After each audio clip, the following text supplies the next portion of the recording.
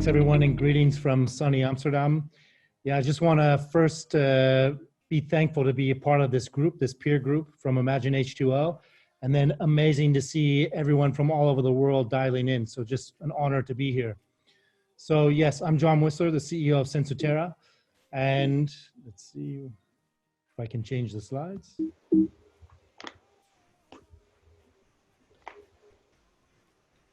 Good, and we have developed these farm tuft soil moisture sensors where we've already collected close to 60 million soil moisture readings over the lifetime of Sensoterra.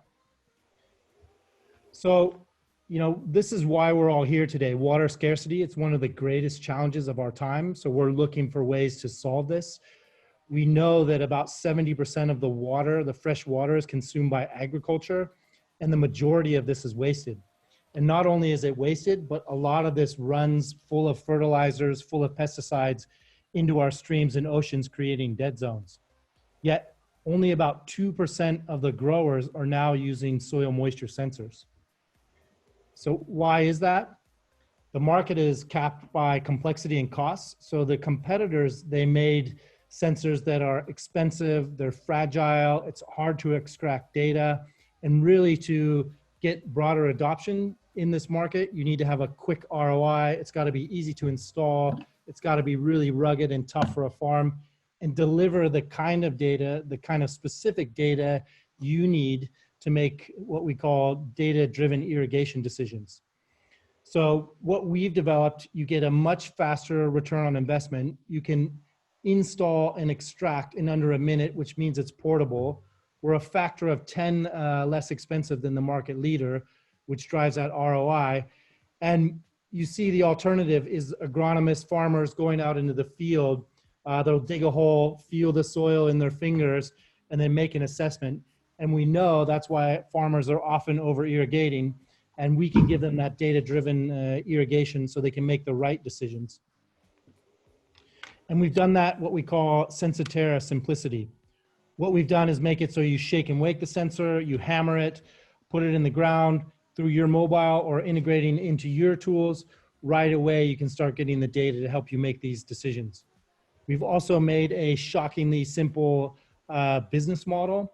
So we've got feedback from our customers that they just want to buy the hardware that includes the connectivity, and they can start reading the data as well. So we have a $300 retail price with a very healthy gross margin, and also a margin that can support partners as well. So we've worked with different providers and different growers, different landscaping across many different crop types. And we've consistently seen a 5 to 10% increase in crop yield, so more revenue for these people, and a 30% decrease in water consumption. And that also waterfalls down to the other costs around irrigation, which are labor irrigation, the wear and tear on the irrigation equipment, and other peripherals around irrigation costs. So we are growing and spreading. We have over 5,000 sensors in 30 countries. We intend to double that amount this year and growing. Our partner who manufactures for BMW, Bosch, and Husqvarna, so they have global scale.